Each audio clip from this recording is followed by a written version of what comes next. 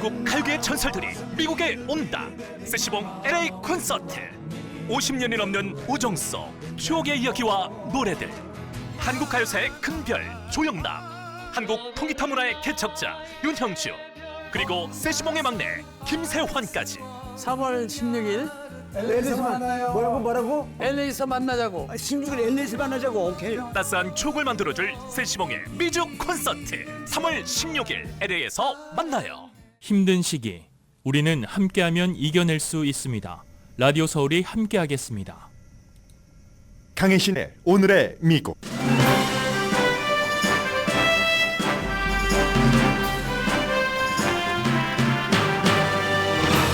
지금 연방 대법관들은 트럼프 전 대통령이 콜로라도주 투표용지에 이름을 올릴 수 있는지 자격 여부에 대한 심의를 하고 있습니다. 콜로라도주를 넘어 다른 주로 영향을 미칠 수 있는 의사당 폭동 사건 관련 사안입니다. 트럼프 전 대통령은 이번 심의에는 참석하지 않고 오늘 공화당 코커스가 열리는 네바다주를 방문합니다.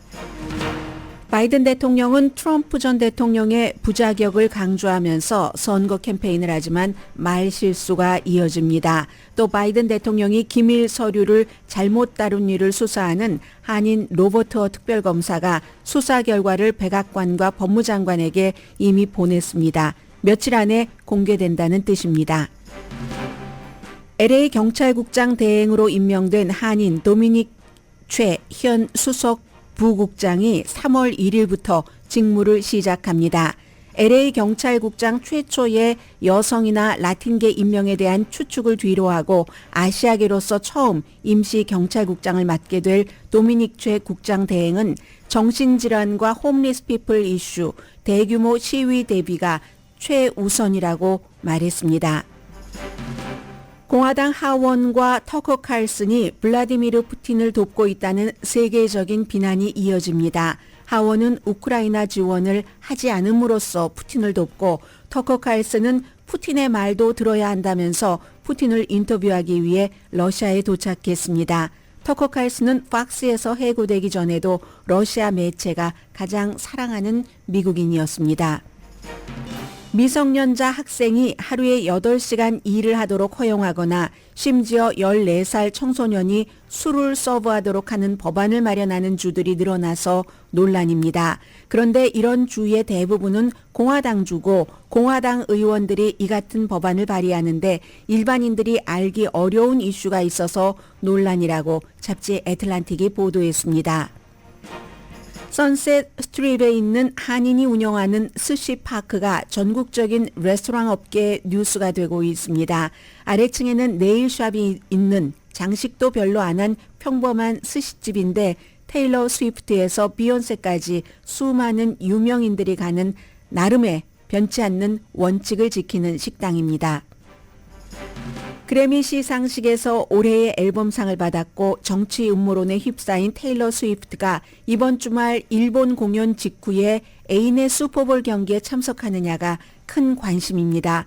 더구나 대선 직전 플로리다주에서 여러 차례 공연이 있고 4월에 발표할 새 앨범 이름이 플로리다인 것도 주목하고 있습니다.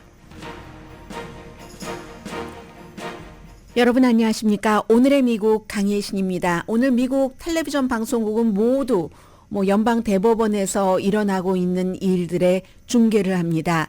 이건 여러분들께서 잘 알고 계시는 것처럼 콜로라도주 대법원이 유권자들의 고소에 따라서 최종적인 판결을 내렸는데 그 판결에 대해서 트럼프 전 대통령이 거부하면서 연방대법원에 주 대법원에서 내린 판결이기 때문에 항소가 연방대법원으로 올라온 거죠. 그래서 연방대법원이 심의를 한다고 결정을 하고 지금 이제 그 양측의 유권자 측의 변호인 측의 말 그리고 트럼프 전 대통령의 변호인 측의 말을 듣고 있습니다. 잘 알려진 수정헌법 14조 3항을 위반했기 때문에 콜로라도주 투표용지에는 트럼프 전 대통령이 올라갈 수 있는가 없는가 하는 것을 연방대법원이 최종적인 판결을 내리는 것이고 이건 콜로라도주만 해당되는 게 아니라 미국의 다른 주에서도 연방대법원의 판결에 따라서 또 우리 주도 안 하겠어 할 수도 있는 것이기 때문에 그렇죠. 콜로라도주야 선거 결과야 트럼프 전 대통령이 이름이 오르건 오르지 않건 너무나 명백한 블루 스테이트이기 때문에 바이든 대통령이 이기는 것에는 분명합니다. 그런데 바이든이 이제 최종적으로 민주당의 후보가 된다면 이게 이제 오늘의 판결로 인해서 그동안은 이렇게 주춤주춤 캘리포니아주도 이 문제에 대해서 좀 와불리했었죠. 왔다 갔다 했는데 만약에 연방대법원에서 투표용지에 이름을 올릴 수 없어 하면 다른 많은 주에서도 이런 일들을 시도할 수 있다는 점에서 굉장히 중요하고요. 연방대법원이 지금 심의하고 있는 것은 바로 이것입니다. 1월 6일 의사당 폭동 사건이 일어났는데 그게 이제 트럼프 전 대통령이 말하자면 이걸 이제 반란이라고 보고 그 반란군을 부추겼기 때문에 수정헌법 14조 3항에 따르면 반란을 하거나 가담하거나 반란하는 사람을 돕거나 뭐 이런 사람들은 연방 공직자의 자격이 없다는 조항이 있기 때문에 트럼프 전 대통령은 콜로라도주에서는 이름을 후보가 될 자격이 없다라고 콜로라도주 대법원이 판결을 했습니다. 원고는 공화당, 민주당이 포함된 유권자고 여기에 대해서 트럼프 전 대통령 변호팀은 굉장히 지금 반박을 하고 있는데 시작되고 나서 좀 시간이 흘렀습니다. 오늘 구두 변론을 하는 거죠. 양측에서. 그래서 이제 나온 내용들을 보면은 트럼프 측에서 조나단 미첼 변호사가 이건 폭동이지 반란이 아니다. 그러니까 폭동이라는 것까지는 인정을 하는 거예요. 법원은 바깥에서는 폭동이라고 얘기하지 않습니다. 터커 칼슨을 포함한 트럼프와 그 주변 사람들은 그게 무슨 폭동이야. 그냥 일반 시위한 거지 아니면 관광하고 있던데 정도로 얘기하는데 법원에서는 폭동이라고 얘기를 합니다. 폭동이지 이건 반란이 아니다. 그리고 반란을 했어도 반란이라 할지라도 대통령이 반란에 직접 들어가서 의사당을 쳐부시고 한 반란에 가담하지 않은 것이 아닌가. 이게 이제 변호팀의 주장입니다. 그리고 역시 반란에 가담한 사람이 연방 공직자에 대해서 수정헌법 4조는 그렇게 해놨기 때문에 공무원인 거예요. 트럼프 전 대통령은 일반 공무원이 아니다. 선출된 최고직에 선출된 최고위직이다. 이렇게 얘기를 하고 있고 그러면 콜로라도주의 유권자의 변호사들은 그게 자신에게만 특별하게 그 법이 적용되는가 지금까지 그런 대통령 선출된 대통령이 그런 일을 한다는 것을 상상을 못해서 그렇지 똑같이 이건 그 연방 공직자로 포함이 돼야지 된다 이렇게 주장을 합니다. 그리고 트럼프의 변호팀에서는 수정헌법 14조는 자동적으로 시행되는 게 아니라 의회에서 어떠한 그 입법 과정이 있어야지 된다 이렇게 주장을 합니다. 이건 이제 트럼프 전 대통령 변호팀이 탄핵 당할 때부터 지금까지 계속 의회에서 탄핵해야지 된다. 그때는 이제 의회가 법원이 되는 거죠. 의회에서 탄핵해야지 된다 하면은 아니 왜 나중에 법원에서 심판받으면 되지 하고 또 법원에서 이런 일이 있으면 그건 의회에서 해야지 될 일이지 법원에서는 하는 게 아니다. 이제 이런 얘기들을 쭉 그 9명의 연방 대법관이 듣고 있습니다. 그리고 또 트럼프 팀에서는 지금 그 직위를 막는 것이지 출마를 막는 게 아니다. 이건 지금 트럼프 전 대통령은 출마를 하려고 하는 것이니까 수정헌법 14조 3항에 해당되지 않는다. 그리고 마지막으로 콜로라도주의 대법원이 그 법 자체를 수정헌법 14조 3항 반란에 가담하거나 반란하는 사람을 돕거나 부추기거나 했었던 사람은 연방 그 공직자가 될 수 없다는 그거 법을 잘못 해석했다라고 얘기를 하는 겁니다. 그래서 이건 이제 9명, 이제 6명이 공화당 성향이고 그 가운데 3명은 트럼프 전 대통령이 지명을 해서 임명된 연방 대법관이고 3명만이 리버럴한 사람들입니다. 그래서 어떻게 판단이 나올지는 알 수가 없습니다. 오늘 이제 시작한 것이니까 시작한 날이기 때문에 계속 새로운 내용이 없어도 방송이 거의 지금 그 오디오로 생중계를 하다시피 하고 있고 그리고 그 생중계 내용은 제가 지금까지 말씀드렸던 것이고 지금까지의 변호사들이 양쪽의 그 변호팀에게 질문하고 답변하는 과정에서는 연방 대법원에서 어떠한 판결을 내릴 것이다라고 확신을 할 수는 없습니다. 그래서 이제 이게 지금으로서는 이제 조금 더 봐야지 되는 거고요. 이 밖에도 이제 트럼프 전 대통령은 연방 판사 루이스 카플란이 또 다른 이건 이제 민사에 관한 겁니다. 그 이진 캐롤이라는 컬럼니스트를 전에 그 성폭행했다는 것에 대해선 유죄 판결을 받아서 $500만 물어줬고요. 그 뒤에도 계속 내가 뭐 돈은 물어줬지만 거짓말을 했어. 뭐 이거는 뭐 마녀 사냥이야. 이렇게 하면서 이진 캐롤의 명예를 훼손했다 해서 지난번에 8,300만 달러인가요? 8,330만 달러 손해배상을 하라는 배심원단의 이제 만장일치 판결이 나왔죠. 여기에 대해서도 트럼프 전 대통령 측에서는 이거는 이 재판 자체를 무효로 해야지 된다 하는 것에 대해서 연방 판사 루이스 카플란은 얼토당토 않는 얘기다 하고 이제 그냥 마무리를 지어버렸습니다. 또 다른 것들이 많이 있지만 특히 이제 연방 대법원에서 뭐 또 다른 여러 가지 사건에 대해서 이걸 맡을까 맞지 않을까 이제 이런 문제도 있어서 트럼프 전 대통령은 지금부터 이제 유권자들이 특히 어디 한 당에 속하지 않은 유권자들이 지금부터 야 이게 굉장히 복잡한데 이래가지고 나중에 뭐 선거 유세를 제대로 하겠어 대통령을 제대로 하겠어라는 생각을 중간층에 있는 무당파들이 할지 하지 않을지에 따라서 이 선거의 방향은 많이 다른 곳으로 흘러갈 수도 있습니다. 그리고 이제 바이든 대통령도 뭐 쉽지 않은 그런 입장입니다. 바이든 대통령 보면은 오늘은 일단 기본적으로 이건 이제 지난 주말부터 이미 나왔던 뉴스인데 확정적으로 법무부에서도 백악관에서도 확인을 해줬습니다. 특별검사 로버트 허라는 연방 법무부에서 말하자면 법무부 장관은 바이든 대통령이 원하는 사람을 메릭 갈란드라는 사람을 예전에 연방 대법관이 되기를 원했지만 공화당에서 만나주지조차도 않아서 뭐 그런 상황에서 바이든이 연방 이제 그 법무장관으로 임명한 메릭 갈란드가 자신을 임명해 준 대통령을 수사를 하라고 특별검사를 임명한 거잖아요. 기밀 서류를 어떻게 처리했느냐에 대해서. 그리고 그 특별검사 로버트 허 검사도 트럼프 전 대통령이 2017년도 검사로 지명한 사람입니다. 이 메릭 갈란드는 나는 모든 일을 나를 지명을 한 대통령이지만 법무장관으로서 일단 그 법무장관이 된 다음에는 공정하게 한다 하는 걸 보여주는 거예요. 그러니까 대통령 아들한테도 특별검사를 임명하라고 하고 했죠. 그래서 로버트 허 검사가 바이든 대통령이 부통령이었었을 때 부통령 자리를 물러나고 나서 기밀 서류를 어떻게 다뤘는가 하는 것을 수사를 했고 수사 결과를 다 수사를 마무리를 해서 백악관에 월요일에 보냈고 또 연방 법무부에도 카피본을 보냈답니다. 그러니까 쭉 그런 것들을 보고 백악관에서도 뭐 이 정도 우리 뭐 동의한다 하지 않는다 이거는 정말로 안 돼 하고 이의를 제기할 수도 있는 마지막 시간 같은 것을 주는 거겠죠. 그래서 아마 며칠 안에 그 결과가 일반인들에게 공개될 것으로 알려졌습니다. 이건 이제 두 가지인데 첫 번째는 바이든 대통령이 부통령 자리를 물러나고 나서 기밀 서류를 어떻게 다뤘는가 하는 이 부분에 대해서는 누군가가 왜 기록물을 가지고 가서 안 줘?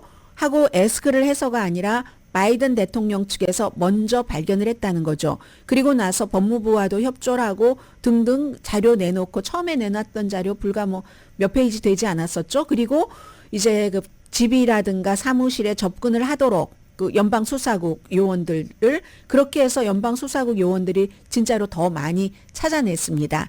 찾아냈지만 양으로 보나 그 기밀의 심각성으로 보나 트럼프 전 대통령이 대통령을 끝내고 나서 말하려고 플로리다주로 가져간 그 기밀 서류와는 비교할 수 없는 건 사실입니다. 사실이지만 그렇지만 분명히 그 바이든 대통령도 집 차고에 그냥 오픈되도록 그냥 던져놓은 것처럼 보이는 그런 것들에 대해서 기소는 하지 않을 것으로 보고 있습니다. 기소할 만한 그런 것도 아니고 자발적으로 트럼프 전 대통령도 기록물 보관소에서 1년 반 동안 주세요 했을 때 줬으면은 이렇게 압수수색 소환장까지 다 받고 나서 FBI가 전직 대통령의 집과 사무실을 급습을 했을 이유는 없겠죠. 그렇기 때문에 그런 정도로 여러 가지로 그 양이나 기밀 서류의 심각도나 아니면 그 과정에서 바이든은 자발적으로 우리 이런 게 나왔으니까 더 조사를 해주세요 한 것이고 트럼프는 그게 거기에 있는데 주세요 하는데 버티고 안 주다가 나중에는 다 주지는 않았죠 또. 이래서 굉장히 다르기 때문에 그리고 미국에서는 기밀 서류로 구분하는 것이 별것 아닌 것도 다 기밀 서류로 구분하는 경우도 많답니다. 물론 트럼프 전 대통령 기밀 서류로 구분된 것은 핵에 관한 것도 있고 외국 정부에 관한 것도 있고 하고 바이든 대통령이 지금 가지고 있었던 것은 뭐 그 정도하고는 비교할 수 없을 정도는 되지만 원래 기밀 서류를 분리할 때 사람들이 책임을 지기 싫으니까 이거 해야 되나 말아야 되나 할 때 일단 안전하게 기밀에서 어떤 땐 별것 아닌 스케줄도 다 기밀에 들어가 있는 경우도 있다고는 합니다. 그래서 이것으로 그 현 대통령을 과거에 부통령이 끝나고 나서 했었던 서류 보관하는 것에 대해서 기소를 하지는 않을 게 거의 확실해 보입니다만 그러나 부통령 자리에서 물러나고 나서 그의 보좌진들이 서류를 잘못 취급했다 하는 그런 이제 비난이라든가 꼬집음 같은 것은 한인 그 로버트 허 특별검사가 했으리라는 것은 누구나 인정을 합니다. 그리고 항상 더 중요한 것은 보는 거잖아요.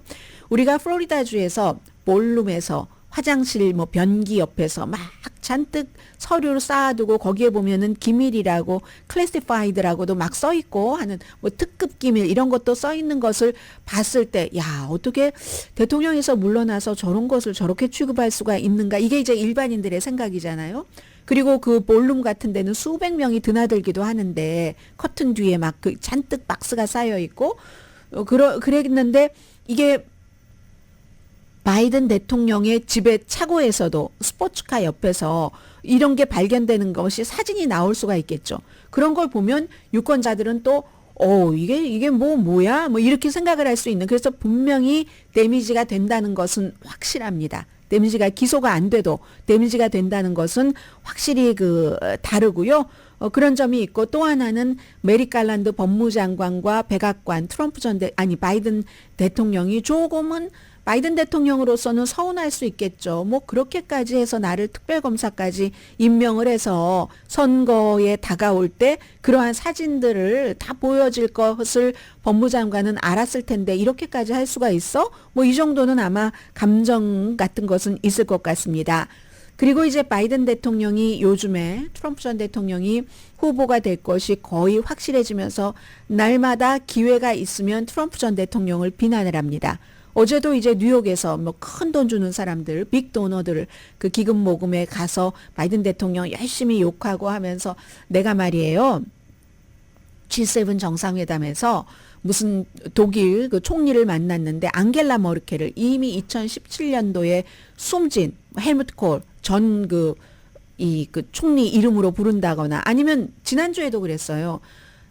프랑스와즈 미테랑 대통령도 역시 96년도에 숨졌던가 하죠.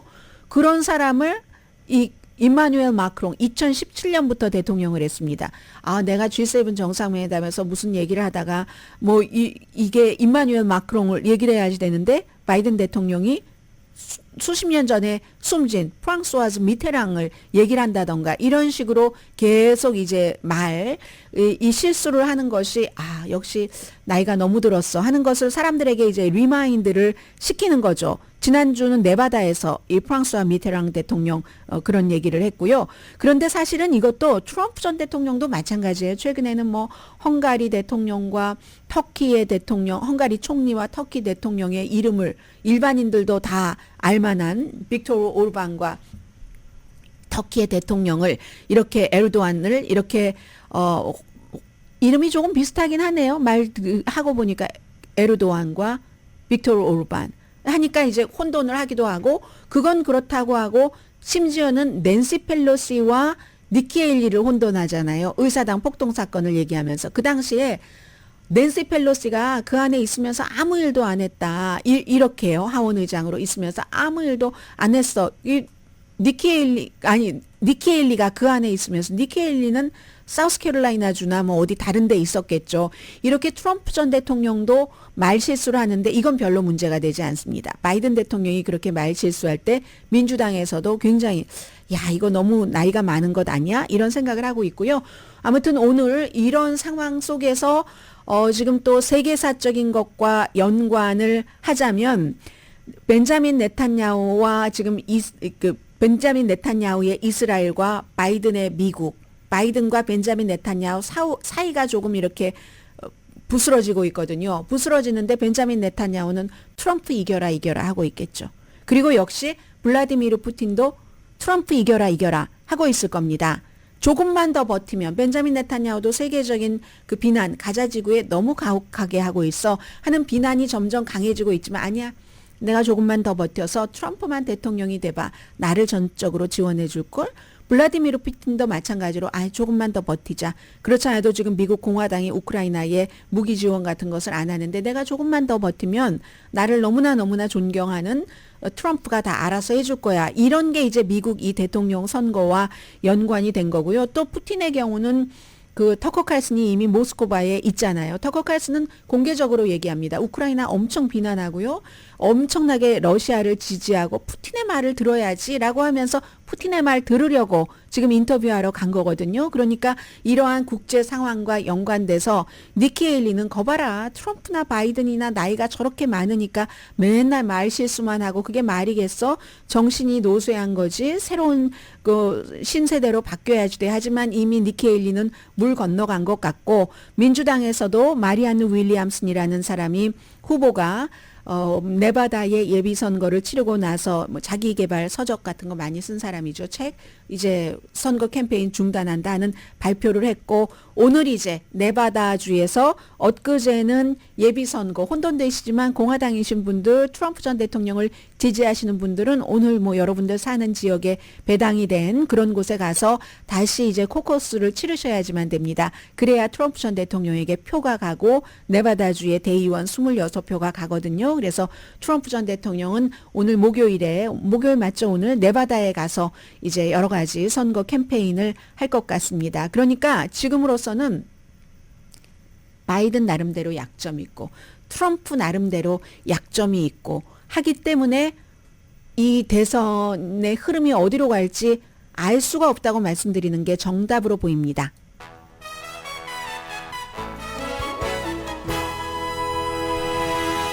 오늘의 미국은 전문가가 추천하는 이민법, 가정법 전문 재인정 종합법률사무소, 총 20억 달러 승소, 교통사고와 상해 전문 브라이언 타필라와 CG 변호사 그룹, 코지다운 갤럭시 이불은 잠이 솔솔 오게 하는 기능성 거위털 이불로 독일 회사와 함께 생산합니다. 코지다운 갤럭시 이불 공동펀입니다.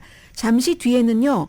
저는 로스앤젤레스 LA 경찰국 요즘 한 9만 명 정도로 경찰 인원이 떨어진 줄 알았는데 로스앤젤레스 타임스 보니까 오늘 9만 명이 아니라 9천 명이요. 9만 명이면 얼마나 좋겠어요. 그 10,000명 이상이라고 얘기를 하네요. 그 10,000명 이상 되는 경찰국장으로 뭐 한시적이긴 합니다. 왜냐하면 임시 대행은 다른 그 선거 때와 상관없이 이 경찰국장에 절대로 다음 경찰국장은 내가 후보가 되지 않겠어라는 것을 선언을 하고 대행을 하는 것이기 때문에요. 이 도미닉 최 LA 그 경찰국 현재 그 수석 경찰부국장이죠. 경찰위원회에서도 만장일치로 캐런 베스도 엄청 칭찬을 했고요. 본인도 여러 가지 얘기를 많이 하던데 잠시 뒤에 한인으로서뿐만이 아니라 아시아계로서 처음 LA 경찰국장 그 직을 뭐 여름까지는 뭐 6개월에서 한 9개월 정도 된다고 하는데 전국적으로 찾잖아요. 경찰국장이 없으면 그때까지는 이제 LA 역사상 최초로 아시아계 그 도미닉 최 경찰국장이 임시로 대행을 맡게 되는데 그 내용 조금 말씀을 드리고요. 그리고 이 미국 대선이 미국뿐만이 아니라 세계도 약화시킬 수 있다 뭐 하는 이런 내용들 너무 세계의 언론과 그 지성인들이 많이 걱정을 해서요. 그에 관련된 기사도 전해드립니다.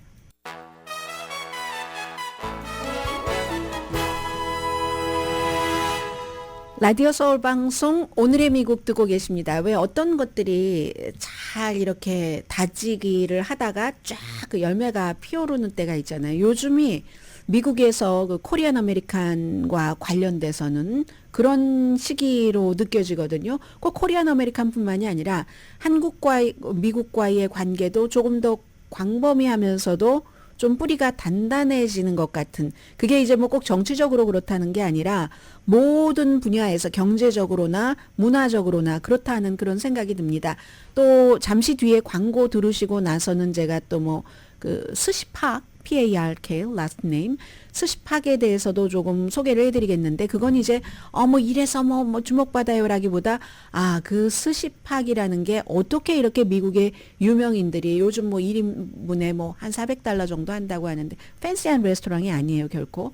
아마 한인분들 가운데서 올해 로스앤젤레스에 살고 계셨던 분들은 많이 알고 계시기도 하고 가보시지는 않았어도 그런 곳이기도 한데 소개를 해드리겠는데, 지금 LA 경찰국장이 지금 그런 케이스입니다. 도미닉 최 2021년도에 수석부국장, 지금 이제 물러나는 마이클 무어, 그 얘기는 잠시 뒤에 뭐 별로 이젠 중요한 일이 아니니까 전해드리고요. 도미닉 최 그 LA 경찰국의 수석부국장이 경찰국장 대행이요. 그러니까 임시 경찰국장으로 어제 이제 딱 뭐 발표가 되고, 그 발표되는 것도 완전히 안정적으로 경찰위원회 위원장도 나오고 물러나는 이제 마이클 무어 경찰국장, 또 캐런 베스 LA 시장이 소개를 하고, 시장과 경찰국과는 또 밀접한 관련이 있기 때문에 이게요, 처음에는 로스앤젤레스 타임스는 오늘 굉장히 길게 이 내용을 보도를 했는데, 항상 로스앤젤레스 하면은 인종비가 라틴계 많고 흑인계는 워낙에 역사가 깊으니까 그렇고, 그래서 여성을 하나 라틴계를 하나 이런 얘기들이 지난 몇 개월 동안 많이 있었습니다. 실제로 마이클 무어 경찰국장이 사임하겠다고 발표한 것은 3주일 전이지만 그 전부터 뭐 시장과의 관계, 서로 불화에 대해서는 공개적으로는 부인하고 있지만, 그런데 결국은 라틴계도 아니고 여성도 아니고, 요즘에 미국에서는 이게 트렌드잖아요. 정치나 어떠한 중요한 포지션에 라틴계, 여자, 흑인계를 두는 게. 근데 아시아계, 이 도미닉 최 경찰국장이 이제 여름까지는 하겠네요. 한 6개월에서 그 9개월 정도로 보니까 3월 1일부터입니다. 미국의 경찰국장 58대 경찰국장입니다. 공통적으로 이 도미닉 최 경찰국장 대행을 소개하는 캐런 베스 의장이나 에롤 사우더스 그 경찰위원회 의장이나 전부 똑같이 공개적으로 하는 말이, 공통적으로 하는 말이, 경찰국을 너무 많이 안다. 경찰국에 대한 난리지가 깊고, 또 개혁에 대한 의지도 있고, 또 이게 부드럽고 유연한 게요. 마이클 무어의 와 같이 일을 많이 했어요. 뭐 처음에 보좌관도 했고 비서실장도 했고, 그리고는 이제 수석 부국장까지 하고, 그전에는 뭐 28년 동안을 LA 경찰국장이 있으니까 모든 부서를 거의 돌았다고 봐야죠. 내사과도 있었고 수사관도 했고, 그리고 무슨 뭐 순찰 이런 것들도 너무 잘 알고, 95년도에 LA 경찰국에 들어가서 USC에서 공부하신 분입니다. 그래서 이제 홈리스 코디네이터를 했다는 것에 저는 주목을 합니다. 이분이 홈리스 코디네이터. 그리고 마이클 무어 국장이 뭐 어떤 때는 경찰국장들 회의하러 다른 주도 가고 비는 경우가 있잖아요. 그런 때마다 수석이니까 국장 대행도 했고, 28년 LA 경찰국 베테랑입니다. 그래서 캐런 베스 시장은 개혁에 대한 믿음도 있는 사람이고 또한 강직한 성품이다, 이렇게 소개를 했고, 이 마이클 무어 경찰국장은 본인이 물러나면서 수석 부국장 그 대행으로 놓으면서 완전히 포괄적인 컨비네이션, 완전한 자격을 갖춘 사람이다, 이제 이렇게 얘기를 했습니다. 그래서 이제 10,000명 이상이라는 LA 경찰국의 그 인원들을 전부, 그러니까 예산도 굉장하죠. 하는데 어제 이제 그 말을 제법 긴 길이의 말을 했는데, 가장 강조되고 중요하게 얘기했었던 것이 정신질환과 홈리스니스, 이걸 어떻게 하느냐와, 두 번째는 요즘 로스앤젤레스도 여러 가지에 관련돼서 뭐 심지어 이스라엘 하마스 전쟁에 관련해서도 대규모 시위가 많잖아요. 대규모 시위를 어떻게 대응하느냐, 이건 시민의 안전, 경찰이 해야지 되는 우선이잖아요. 그리고 정신질환과 홈리스도 역시 시민의 안전과 경제와 환경 여러 가지를 얘기하잖아요. 이 두 가지를 말했습니다. 뭐 말하면서 뭐 와이프에게 고맙다, 마이클 무어에게 뭐 등등 모든 사람에게 다 시장위원회에도 고맙고 무엇보다도 저는 시민에게 다가갈 겁니다. 그러니까 기자들이 물어봤어요. 아이시안 아메리칸으로서 최초의 LA 경찰국장인데요 하니까 네, 저는 정말 자랑스럽게 저의 그 뿌리 커뮤니티를 생각을 하지만 그렇지만 저의 역할은 모든 커뮤니티를 커버하는 겁니다. 라고 얘기를 했고요. 이게 이제 마이클 무어가 어쨌든 그 사임하면서 들어가는 자리이기 때문에 어쩌면 3월 1일 첫날부터 인사 변동 그런 뭐 누구를 승진시키고 뭐 이런 그 징계하고 하는 결정부터 내려야지 될 것이다라고 사람들이 보고 있고 본인은 저의 철학은 모든 걸 뒤집는 건 아닙니다. 이 지금 채용 더 많이 LA 경찰 요즘 안 하려고 한다고 하잖아요. 모든 경찰 다 너무 위험하고 하니까 그리고 신뢰도도 좀 떨어지고 하니까 채용과 유지하는 거 그리고 경찰의 사기 이런 것도 얘기를 했고요. 복지도 얘기를 했고 정신질환과 아무튼 노숙자 이런 문제의 대응에 대해서 여러 번 얘기를 했다는 건 말씀드립니다.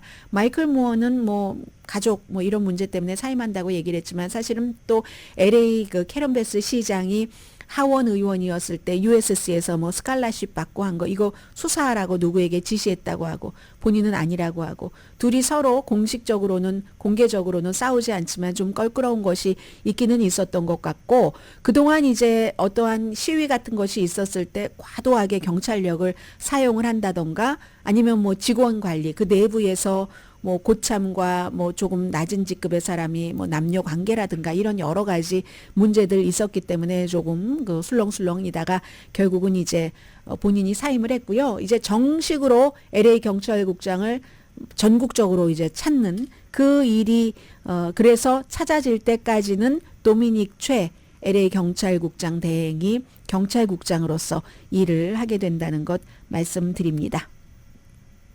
그리고 로스앤젤레스는 이제 그 폭풍 다 지나간 것 같고 그런데 또 비 온다고 하던데요. 이제 복구 시작하고 있는데 오늘 제가 방송 준비하면서 하나 사진을 보니까 하와이 마우이 산불이 지금 6개월이 지났는데도 아직도 복구가 아니라 그냥 그대로 있는 그 집 앞에 서 계신 분 사진을 봤는데 그리고도 우리가 관광에 이렇게 모든 것을 경제적인 것을 의존해야지 되는가 그 내부에서 이제 그런 논의들도 많이 하고 있다는 얘기는 들었습니다. 그리고 한 가지 얘기를 전해드리겠습니다. 하원 공화당 의원들은 블라디미르 푸틴을 돕고 있다. 뭐 이코노미스트의 보도인데요. 우크라이나에 대한 공화당 하원의 냉소주의는 미국만 약화시키는 게 아니라 세계도 덜 안전하게 만든다 하는 얘기입니다. 정치인들은 종종 문제 해결하는 것보다 선거에서 승리하는 것을 중요하게 생각하죠. 이걸 이제 이코노미스트가 다시 한번 얘기를 하는 겁니다. 이번 주 하원이 공화당 의원들이 그토록 원한다면서 국경 안전함과 우크라이나, 이스라엘 지원하는 거, 이 동시에 이렇게 하는 것을 딱 만들어 가니까 안 하겠다. 왜냐하면 그게 바이든에게 유리할 것 같으니까. 바이든에게 상처를 주기 위해서 본인들이 늘 최우선 순위로 했었던 국경 안전을 그냥 버려버린다. 이걸 냉소주의라고 표현했고 미국을 약화시키고 적들에게 위안을 준다. 블라디미르 푸틴에게 위안을 준다 하는 얘기입니다. 12월 달에만 미국 국경을 넘어온 사람들이 30만 명이 넘는답니다. 그러니까 원래 이제 민주당이 우크라이나 지원하는 것을 원했으니까 공화당이 그래? 그럼 국경 안전하게 하는 거 가지고 와봐. 그럼 우리 맞바꿔서 한꺼번에 하지. 그때는 민주당이 안 할 것이라고 생각했죠. 무조건 온정적인 것만 이민적인 시각을 갖고 있을 것이다. 했는데 아니 이게 웬걸 민주당이 공화당과 초당적으로 협조해서 가지고 왔네요. 가지고 와보니까 이걸 안 한다는 겁니다. 민주당이 안 가지고 올 줄 알았죠. 그리고는 거봐 민주당은 이런 걸 안 해. 그냥 무조건 불법 체류자들을 좋아하는 당이야. 이렇게 하려고 했는데 막상 그 단속을 강화하는 것을 가지고 오니까 안 한다. 이건 미스터리가 아니라고 얘기합니다. 트럼프 전 대통령이 국경의 혼란을 활용을 해서 표를 얻으려고 하고 공화당이 거기에 가세를 하고 있기 때문에 그러다 보니까 워낙에 이 트럼프의 입김이 세니까 연방 상원 의원들도 우리가 해놓기는 해놓고도 이거 어떻게 해야지 돼 하고는 이제 슬슬 발을 빼기 시작하는데 그 자체로 충분히 나쁘지만 좋은 것도 본인들이 이기기 위해서는 국가를 위한 걸 버려버리는 게 나쁘지만 그 공화당이 입힌 피해는 미국을 넘어선다고 얘기를 합니다. 지금 우크라이나 이 상태 뭐 길게 설명드리지 않겠습니다. 물론 바이든 대통령이 약간의 돈을 국방부에서 대통령의 권한으로 출연을 할 수도 있고 행정 조치를 통해서 약간의 돈을 우크라이나에 줄 수도 있지만 그러나 이건 그 지금 러시아가 점점 더 좋은 입지가 되고 있는 데에서 우크라이나를 살릴 수 있는 게 못 된다는 거죠. 그리고 국경 혼란은 더욱 심해질 것이고 그리고는 이제 너무 이게 그 지난 수십 년 동안 국경이 구멍이 뻥뻥 뚫려서 많이 해오다가 이렇게 되니까 더 이상은 어떻게 아웃 오브 컨트롤이 점점 1년 동안 더 아웃 오브 컨트롤을 하겠다는 것인가 뭐 이런 얘기 그런 얘기를 하면서 미국이 가장 세계적으로 호전적인 그런 폭군 블라디미르 푸틴을 얘기를 하고 있습니다.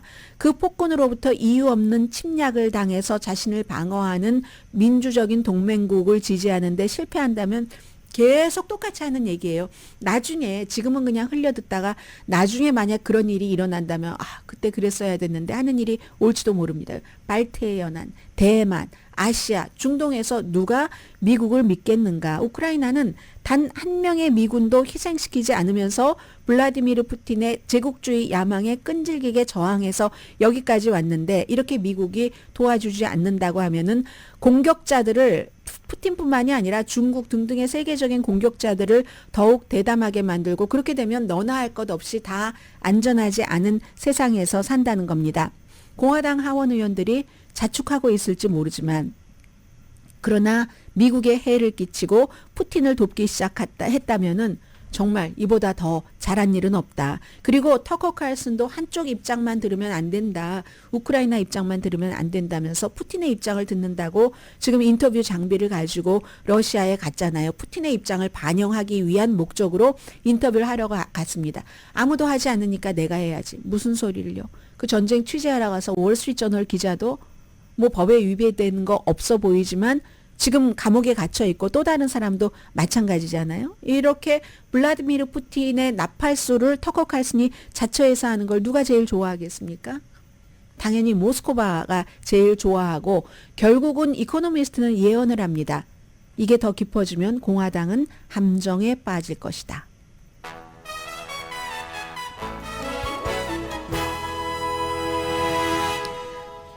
라디오 서울 방송 오늘의 미국 듣고 계십니다. 전문가가 추천하는 이민법, 가정법 전문 재인정 종합법률사무소 총 20억 달러 승소, 교통사고와 상해 전문 브라이언 타필라와 CG 변호사 그룹, 코지다운 갤럭시 이불은 잠이 솔솔 오게 하는 기능성 거위털 이불로 독일 회사와 함께 생산합니다. 코지다운 갤럭시 이불 공동 후원입니다. 때로는 협상이 거래를 만들기도 하지만 때로는 그 협상을 통해서 저 사람의 진심이 무엇인가 하는 것을 들여다볼 수 있게도 됩니다. 그 얘기를 잡지 애틀란틱의 데이비드 프롬 기자가 얘기를 했는데요.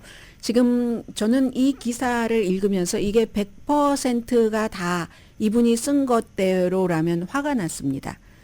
들어보세요. 지금 상당수의 그 공화당이 노동자들이 국경을 넘어오는 것을 좋아한다는 얘기입니다. 미국은 어차피 이민 일손이 필요하기 때문에 예를 들어서요. 지금 플로리다주의 공화당 하원이 학기 기간 동안에도 다음날 수업이 있어도 하루에 8시간씩 16살, 17살 미성년자죠. 그런 학생들을 일할 수 있게 하는 법안을 통과시켰고 통과시키면서 이거 뭐 경제에 아주 좋고 10대에게 좋은 기회다 하면 한쪽에서는 그 건강과 교육에 문제가 있어.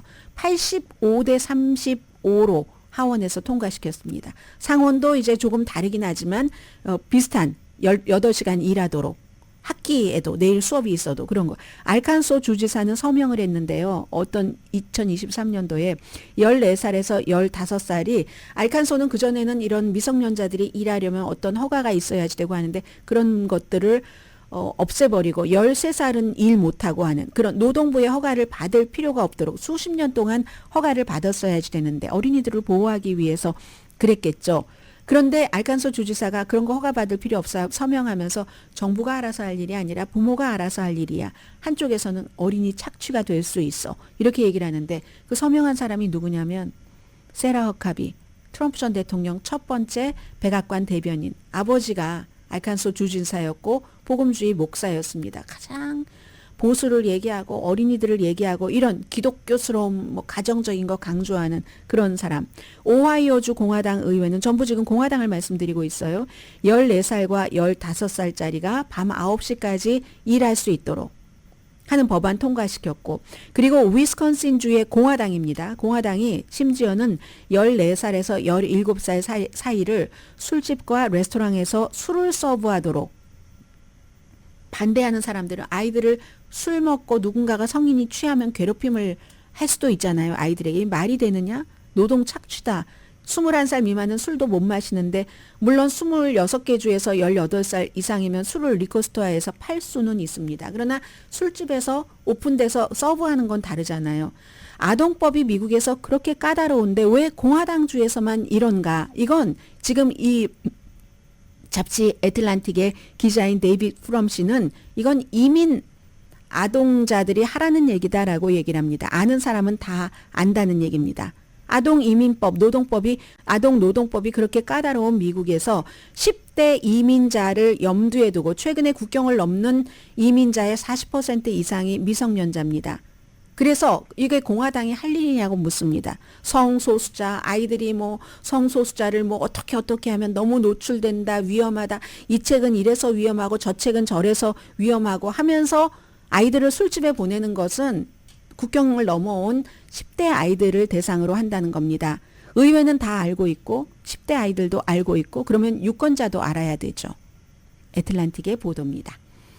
자, 조금 가볍게 스시바학이라는 스시집을 말씀드리는데요. 그 선셋 스트립에 있는 쇼핑몰 2층 구석에 라스베가스에서 약간 서쪽입니다. 그 피러박 그 셰프가 하는 곳이에요. 근데 비욘세와 뭐 제이지 남편 테일러 스위프트, 에마 스톤이 막 영국 액센트 막 얘기를 하면서 파자마에 슬리퍼 차림으로 와서 스시를 먹습니다. 저스틴 비버 자주 가고 제니퍼 로렌스 엄마와 안젤리나 졸리와 아들 등등. 그런데 그래서 어떤 커멘테이터는 내가 우리 아버지 만난 것보다 그 스시 팍 PARK 라스트 네임이기도 하고 그 사진을 더 많이 봤어라고 얘기를 하는데 인터뷰도 안 합니다. 오늘 뉴욕타임스가 보도를 했는데 우리가 인터뷰 아무리 해달라고 해도 안 하고 이 피터 박 씨가 정규 손님에 우리는 집중합니다. 최고의 서비스와 경험에. 그럼 왜 이렇게 이런 유명인들에게 인기가 있는가? 앞에 딱 붙어 있어요. 우리 테이크아웃 없다. 노 샐러드, 노 테리야끼, 노 덴프라, 노 트렌드 스시, 노 캘리포니아 롤, 노 무슨 뭐 튜나 롤. 전통적인 트래디셔널 스시만 저희는 서브합니다. 그런데 이거 사람들이 잘난 체 하는 게 아니라 진심이라는 얘기고요. 뭐 막 여기는 인스타그램도 없고 웹사이트도 없고 장식도 안 하고 그런데도 특정 부유층에 어필을 한다는 거죠. 2012년도에 오픈했는데 처음에도 막 $100였대요. 스시가 아니 그 스시맨이 이제 그러니까 오마카세 그 스타일의 스시를 한다는 거예요. 지금은 뭐 한 $400 정도까지 된다고 하는데 아래층에 네일샵이 있고 뭐 페덱스도 있고 그냥 평이한 2층 집이에요. 왜 유명인들이 편안함도 느끼고 본인들만의 그 고집하는 이런 것들이 있잖아요. 뭐 알기로는 72년도 한국 태생으로 10대 초반에 미국에 이민 와서 캘스테이트에서 호텔 경영학과하고 이제 레스토랑을 하시는 분인데 한국과 미국 문화도 접목시키고요. 이러한 많은 것들이 요즘은 주목을 받게 되는 그런 그 미국으로 보입니다. 꿋꿋이 해나가다 보면 어떤 시점에 확 뭐가 피어오르는 뭐 이 스시집이 유명한 것은 하루 이틀 일은 아니었지만 좀 눈에 띄어서 보도해드렸고요.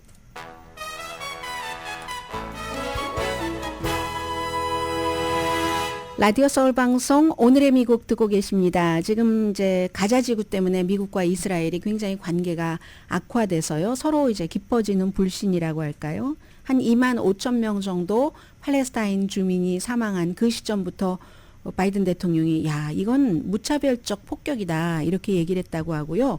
그리고 이제 하마스가 일종의 그 휴전을 받아들이겠다 했는데도 벤자민 네탄야후 이스라엘 총리가 가장 그 가자 지구의 남쪽인 라파까지 우리는 다 어떻게 해보겠어라고 얘기를 해서 막 굉장히 좀 분노, 누구에게 그냥 단순한 화가 났다가 아니라 분노, 이런 감정을 표현했다고 얘기를 하고, 미국 대중도 점점 바이든이 이스라엘에 대해서 지원한 것을 싫어하고, 바이든도 이스라엘이 지나치다고 생각하고, 가자 전쟁에 반대하는 시위대가 날마다 앤토니 블링컨, 국무장관, 집이 버지니아 북부에 있는데 그 앞에서 늘 지금 시위를 하고 있다고 합니다. 근데 저는 무엇보다도 팔레스타인이 저렇게 돼서 가자 지구가 다 망가졌는데 복구가 가능하긴 한 건가? 이런 생각도 들고요. 그리고는 이제 주말이 되면은 슈퍼볼 때문에 2월 11일 엄청 큰 관심과 여러 가지 뉴스가 나올 텐데 얼마 전에 그래미 시상식에서 테일러 스위프트가 올해 앨범상을 4번째 역사적인 기록을 쓰면서 받으면서 저 4월 달에 앨범 발표합니다. 근데 앨범 이름이 플로리다예요. 느낌표 짝짝짝 있고. 그런데 11월 달에 대통령 선거인데 지금 국방부가 테일러 스위프트와 애인을 슈퍼볼 스타를 이용한다, 비밀 병기다, 이런 여러 가지 음모론이 떠도는데 11월 선거를 한 달 앞두고 마이애미에서 3번의 콘서트를 한다는 겁니다.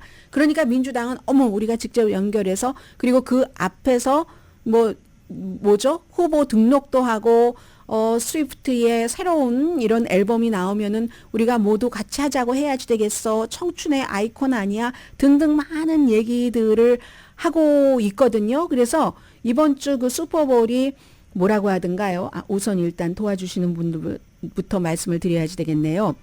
오늘의 미국은 전문가가 추천하는 이민법, 가정법 전문 제인정 종합법률사무소 총 20억 달러 승소, 교통사고와 상해 전문 브라이언 타필라와 CG 변호사 그룹, 코지다운 갤럭시 이불은 잠이 솔솔 오게 하는 기능성 거위털 이불로 독일 회사와 함께 생산합니다. 코지다운 갤럭시 이불 공동 후원이었습니다. 10시에 브라보 마이 라이프 방송됩니다. 네, 슈퍼볼의 광고가요. 이번에는 30초 광고가 얼마라고 하죠? 700만 달러. 700만 달러라고 하거든요. 거기서 이제 과연 그 전날 일본에서 공연하는데 테일러 스위프트가 등장을 하는가 등등 완전히 지금 미국의 문화 아이콘이 2024년도 대통령 선거와 관련해서 테일러 스위프트가 뭐라고 할 것인가 이런 것에 대해서 모든 사람들이 특히 민주당에서는 굉장히 집중을 하고 있고요. 낙태 권리 이런 이슈는 테일러 스위프트가 낙태 권리를 지지하고 그리고 이제 플로리다주가 또 거기에 대해서 반대하는데 왜 하필 지금 거기서 선거 직전에 콘서트를 하지 하는 거죠. 강혜신이었습니다.